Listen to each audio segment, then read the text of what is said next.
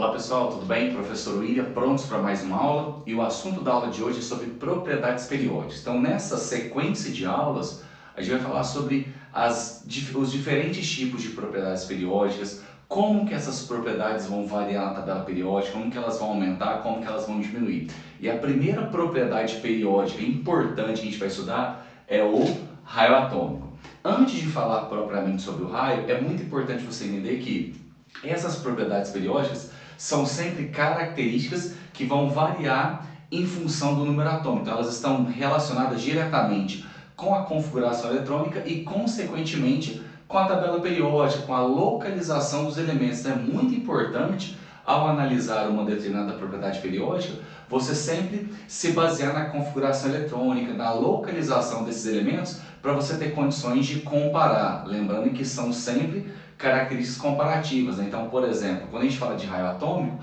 aqui a gente não vai ter que calcular o raio. O que a gente vai ter que fazer é saber qual elemento tem maior ou menor raio em função da sua configuração eletrônica, em função da sua localização na tabela periódica, beleza? Então vamos lá, sem mais delongas. A primeira propriedade periódica é extremamente importante e é muito importante que ela fique muito clara na sua cabeça, porque se você entender o comportamento do raio atômico, de como que essa propriedade vai variar, qual que é a relação do raio atômico com a configuração eletrônica, com a localização dos elementos na tabela, todas as outras demais propriedades ficarão muito mais fáceis de serem entendidas. Então preste atenção, copia tudo direitinho, porque eu tenho certeza que vai fazer muita diferença para você saber esse tipo de conhecimento, porque é um assunto que costuma aparecer nas provas de vestibular, no seu concurso, e se você dominar essa matéria, você vai ter um diferencial aí com certeza em relação aos seus concorrentes, beleza? Então vamos lá, acompanhe aqui comigo.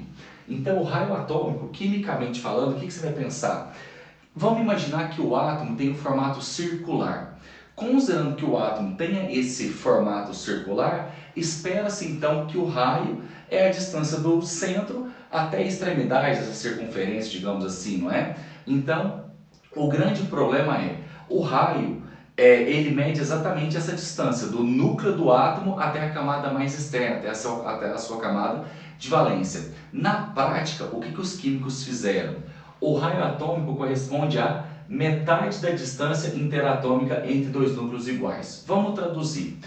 Partindo do pressuposto que o átomo tem esse formato circular, não é? De uma circunferência, o raio, matematicamente falando, é a distância do núcleo até a camada mais externa, que é a camada de valência. Só que vale ressaltar que o átomo ele não tem as suas regiões muito bem delimitadas, então seria muito difícil você ter um valor preciso, você conseguir medir com precisão essa distância. Por isso que na prática, através de técnicas, por exemplo, de espectroscopia, os químicos conseguiram medir a distância entre os núcleos de dois átomos iguais. Então, ao determinar essa distância, matematicamente falando, eles concluem então que o raio é exatamente a metade, né? Porque aqui seria um diâmetro completo, o raio é a metade. Mas coloca na sua cabeça que o raio é sempre a distância do núcleo até a camada de valência, onde na prática essa distância do núcleo até a camada de valência foi medida exatamente através dessa técnica. Eles aproximaram ao máximo possível dois átomos iguais e mediram a distância entre esses dois núcleos. E o raio é exatamente a metade dessa distância, beleza? A título de informação, esse raio ele pode ser medido em picômetro, que é uma subdivisão do metro, que corresponde a 10 a menos 12, em nanômetro, 10 a menos 9, e em angstrom, que é 10 a menos 10. Não precisa ficar preocupado, não esquenta a cabeça em ficar determinando o raio de ninguém. Você só precisa saber que o raio é exatamente essa distância do núcleo até a camada de valência, até a camada mais externa, e sabendo o conceito, sabendo o que é raio, eu preciso entender como que ele vai variar na tabela periódica para eu conseguir comparar qual elemento, qual átomo vai ter maior ou menor raio, tá bom? Vamos bem devagarzinho, que eu tenho certeza que você vai entender. Então, o primeiro conselho que eu te dou, toda vez que você estiver analisando o raio das espécies, dos átomos envolvidos em uma questão, eu particularmente gosto sempre de analisar quem? A configuração eletrônica. Então é muito importante você utilizar a ferramenta, a configuração eletrônica, porque quando você analisa a configuração eletrônica de um determinado elemento químico ou dos elementos químicos envolvidos em uma questão, você vai ter mais segurança, vai ficar mais fácil para você conseguir identificar aí qual elemento vai ter maior ou menor raio. Então a primeira análise que a gente vai fazer é o seguinte, vamos pensar aqui, ó, lítio e sódio. Lítio, o número atômico é 3, fiz a distribuição eletrônica, verifiquei que ele tem um elétron na camada de valência, que ele tem duas camadas eletrônicas. O sódio, que é o Na, número atômico 11, fiz a distribuição eletrônica para ele, verifiquei que ele tem também um elétron na camada de valência, só que 3 camadas eletrônicas. A primeira coisa que é bom a gente relembrar, de acordo com a configuração eletrônica do lítio e do sódio, eu posso concluir que o lítio está na família 1A no segundo período, certo? Porque ele tem duas camadas eletrônicas e toda vez que a distribuição eletrônica termina no subnível S ou no subnível P, o elemento é sempre do grupo A, da família A, não é assim? E o sódio, ele está na família 1A, só que no terceiro período. De forma muito simples, qual que é a análise que a gente poderia fazer? Se eu estou comparando o raio do lítio com o raio do sódio, vamos pensar, o raio é exatamente a distância do núcleo até a camada mais externa, que é a camada de valência. Portanto, a primeira conclusão que você pode tirar é que quanto mais camadas eletrônicas uma espécie, um átomo, um elemento tiver, maior vai ser essa distância. Consequentemente, maior vai ser o raio. Então, fazendo essa análise aí, ó, eu percebo que o lítio tem apenas duas camadas eletrônicas. Já o sódio, ele tem 3 camadas eletrônicas. Portanto, a conclusão é bem óbvia. Se o sódio tem 3 camadas eletrônicas e o lítio tem apenas duas, eu posso concluir que o raio do sódio é maior que o raio de quem? Do lítio, por um simples motivo. Tanto o lítio quanto o sódio, eles estão localizados na mesma família, na mesma coluna vertical. Portanto, a primeira análise que a gente faz é exatamente essa. Quando eu comparo elementos que estão na mesma coluna vertical, na mesma família, aquele elemento que tem mais camadas eletrônicas vai apresentar um maior distanciamento do núcleo até essa camada de valência. Logo, ele vai ter o quê? Um maior raio. Ficou claro? Essa é a primeira análise, mas o conselho é sempre aquele. Faz a distribuição eletrônica, determina a família, determina o período, porque você vai estar mais tranquilo, você vai ter mais segurança para conseguir analisar o raio das espécies envolvidas, beleza? Agora, se atente para essa segunda situação que eu vou colocar aqui para vocês, tá? Então, a primeira conclusão que a gente chega é essa. Se os elementos estão localizados em uma mesma família, em um mesmo grupo, em uma mesma coluna vertical, quem tem mais camadas eletrônicas tem um maior raio, beleza? Agora vamos fazer uma outra análise, uma outra observação acerca da configuração eletrônica, acerca da localização dos elementos na tabela periódica, beleza?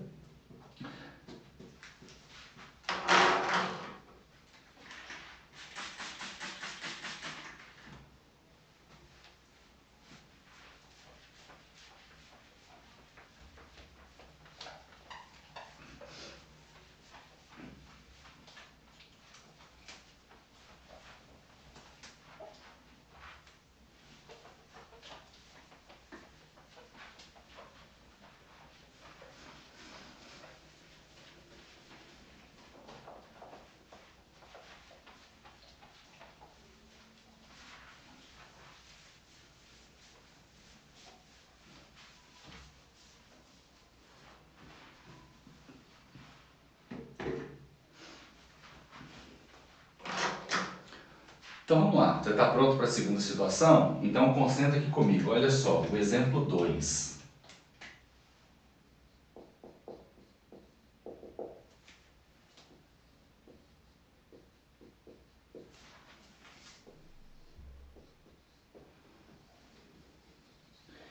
Agora então eu vou comparar, eu quero descobrir qual elemento vai ter maior raio atômico, se é o sódio ou se é o cloro. Então o número atômico do sódio 11, o número atômico do cloro 17. Então vou usar a ferramenta mais importante, que é o que? A configuração eletrônica, a distribuição eletrônica desses elementos. Então o sódio aqui.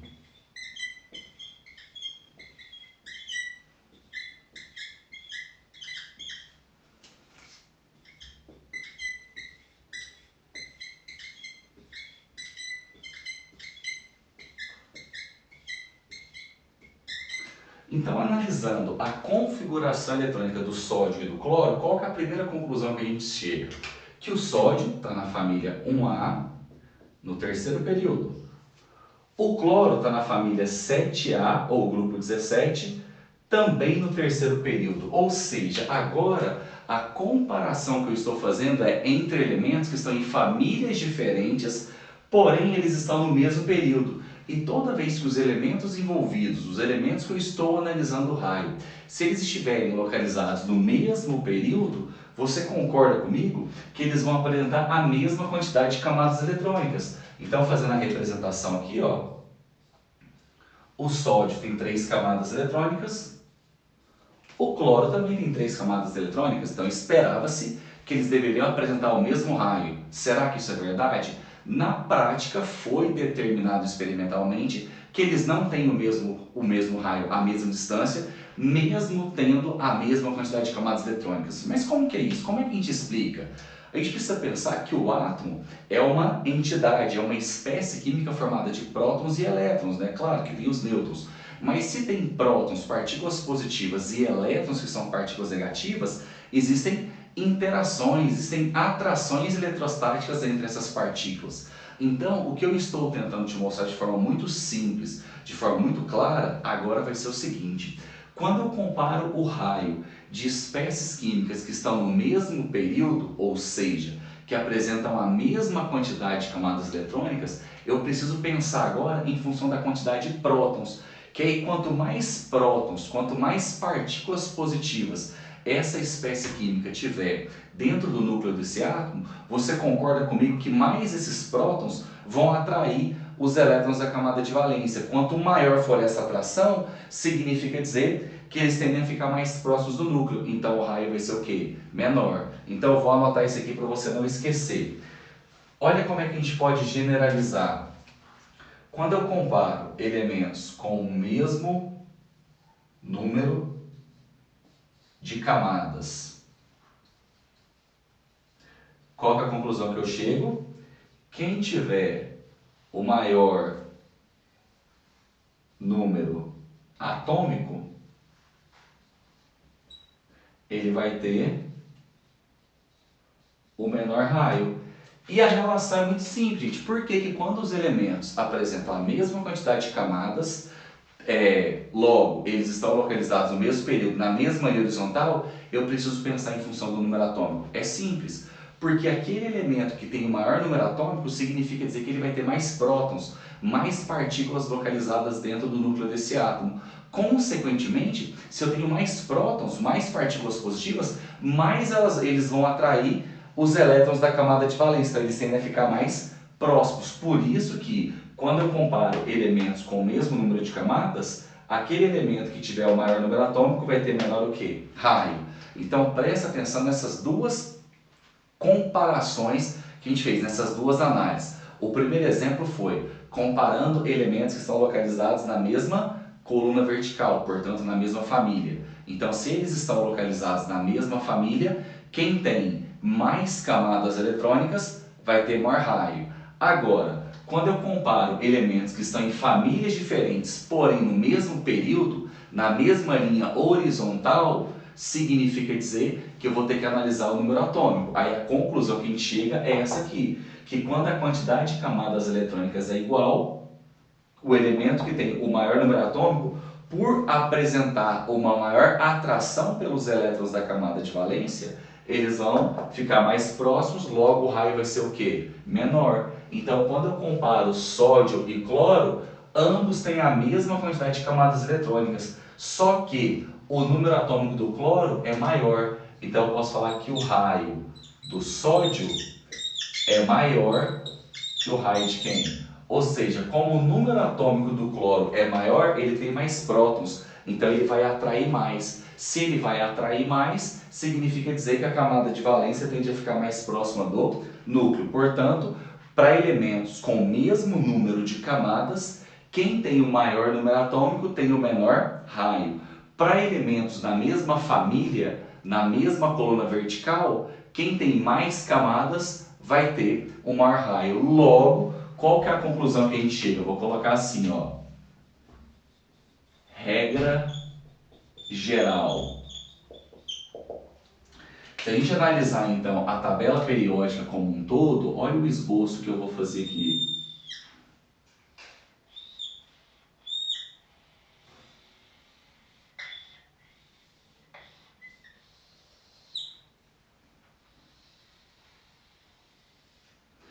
Esse é o esboço da tabela periódica. Então, analisando essas duas situações que a gente fez, elementos de uma mesma família e elementos em períodos iguais, como que esse raio vai aumentar na tabela periódica, gente? Então, regra geral é uma tendência. O raio atômico sempre vai aumentar de cima para baixo e da direita para a esquerda. Portanto, na tabela periódica, o elemento que tem o maior raio vai ser quem? O frâncio. Entendeu a ideia? Então, a primeira análise extremamente comum e extremamente importante que você precisa entender do comportamento do raio na tabela periódica é exatamente esse. Então, ó, vamos voltar lá nos exemplos. Lítio e sódio, eles estão na mesma família, na mesma coluna vertical. Então, quem estiver mais embaixo tem maior raio. A segunda comparação, sódio e cloro, aqui na família 7A. Eles estão no mesmo período, então na mesma linha horizontal, quem estiver mais à esquerda vai ter maior raio, porque o número atômico é menor, atrai menos, entendeu? Então essas são duas comparações importantes que precisa ficar claro na sua cabeça. Tendo entendido a maneira como o raio vai aumentar na tabela periódica e por que ele aumenta desse jeito, porque vai estar relacionado exatamente à quantidade de camadas eletrônicas e eu preciso levar em consideração as atrações eletrostáticas, as outras comparações, as outras situações envolvendo o raio, vai ficar mais fácil. E aí a gente vê isso na próxima aula, beleza? Te espero lá. Grande abraço. Valeu!